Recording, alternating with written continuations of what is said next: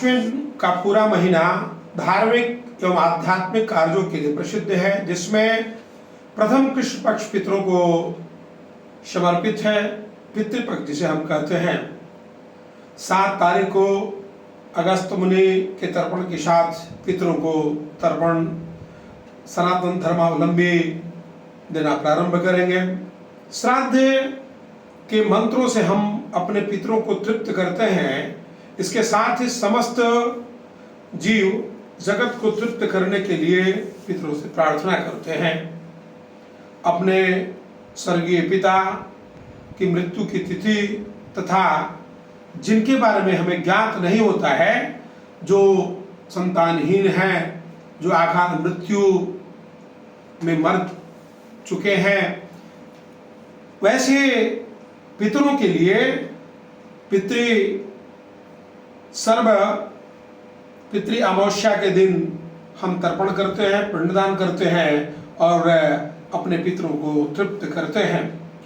इस तर्पण में देव, ऋषि और मनुष्य का तर्पण कराया जाता है। देव के कार्यों से ही महत्वपूर्ण हमारे शास्त्रों में पितृकर्म को माना गया है। इसलिए 7 तारीख से लेकर 21 सितंबर तक पितृपक्ष में जो भी श्रद्धालु भक्त हैं, जो अपने पितरों को तृप्त करना चाहते हैं या उनके मुक्ति के लिए तर्पण या पिंडदान देना चाहते हैं, वैसे पितरों को वह प्रसन्न करने के लिए विशेष रूप से तर्पण करें और तर्पण के बाद ऐसा नियम बनावें कि पितरों को प्रसन्न करने के लिए ही काम करें। इस दरमियान उन्हें किसी मंदिर में जाना निषेध है, उन्हें किसी मंदिर में नहीं जाना चाहिए। अपने देवता की जो आराधना है, आप जो नित्य जो कार्य करते हैं उसे करें। कोई भी मांगलिक शुभ कार्य इस पितृपक्ष में जैसे विवाह, हवन, यज्ञ आदि नहीं करना चाहिए। नित्य पूजा पाठ आप कर सकते हैं। आप पितृपक्ष के दौरान प्रयास करें कि किसी भी गलतफहमी में नहीं रहे।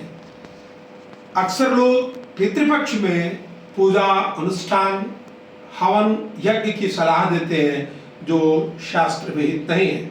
इस समय किसी भी शुभ कार्य का निषेध माना गया है, क्योंकि पितृ कर्म और पितृ तर्पण से बड़ा कोई धर्म नहीं है। क्योंकि आप जिस कुल में जन्म लिए हैं, उस पिता, उस कुल और उस परंपरा को जब तक आप स्वीकार कर करके अपने पितरों को तृप्त नहीं करते, तो आप देवताओं को और ऋषि को क्या संतुष्ट करेंगे। इसलिए आपको इस समय सर्वोपरि है पितरों की आराधना करना।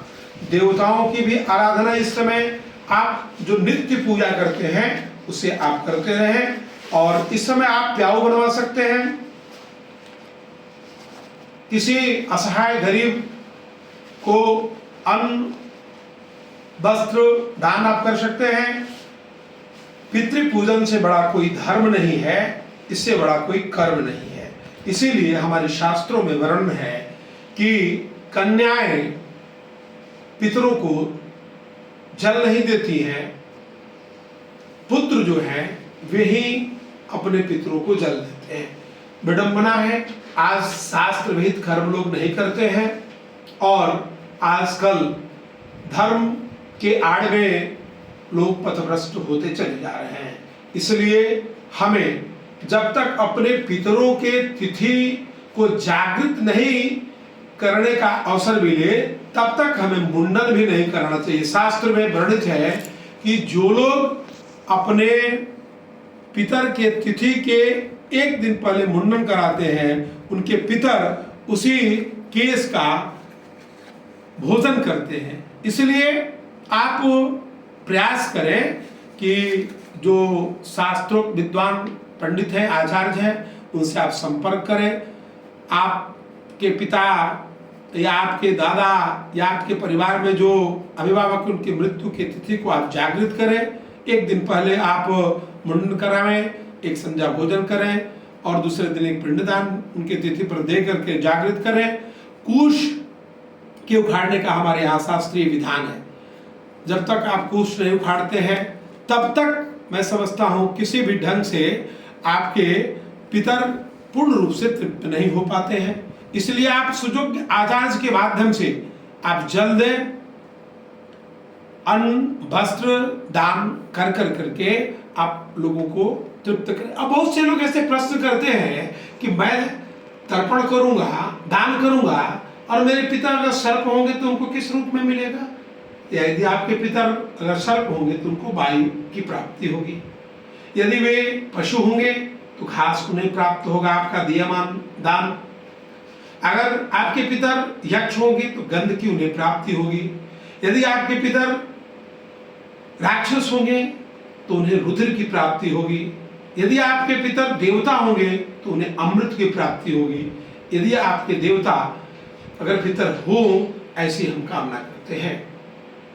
विशेष रूप से हमारे यहाँ कौवा, कुत्ता, गाय और सबसे जो प्रमुख हमारे शास्त्रों में वर्णन है कि अगर हम हंस को पितृपक्ष में भोजन देते हैं तो हमारे पितर नरक से भी मुक्त होते हैं और पूर्ण तृप्त होकर करके आपके जीवन के सारे आदि व्याधि जरा पीड़ा कष्ट, यहाँ तक कि आपकी संतान ही है, आपके घर में धन स्थिर नहीं हो पा रहा है, सारे सुखों की आपको प्राप्ति होती है और सारे आपके अभिष्ट पूर्ण हो जाते हैं। इसलिए मैं चाहता हूं कि आपके जीवन के जो भी अभिष्ट हैं वो पूर्ण हो। जैसे हमारे आपके चैनल के माध्यम से आपका प्रश्न है कि पितरों के तर्पण का विधि क्या है, तो पितरों के तर्पण की विधि जो है वो थोड़ी क्लिष्ट है, इसलिए आपके इस चैनल के माध्यम से बताया जाएगा तो बहुत समय लग जाएगा। इसलिए आप स्वयं अगर जल देना चाहते हैं तो आप पहले जो भी सुयोग्य आचार्य हैं उनके द्वारा पहला दिन और जो आपके पिता का पुण्यतिथि है उस दिन उन्हें बुला कर करके आप जल दें और तब ही आपके जीवन के जो अभिष्ट हैं देव ऋषि और पितर के तर्पण उनको प्राप्त होंगे और आप जो भी इच्छा रखते हैं, जो भी कामना रखते हैं, उसकी के फल की प्राप्ति होगी। सर्वे भवन्तु सुखिनः, सर्वे सन्तु निरामयाः। सबका कल्याण हो, सबका मंगल हो। आपके चैनल के माध्यम से यही शुभेच्छा है, यही कामना है। मंगलम भवतु सर्वदा, कल्याणम भवतु सर्वदा।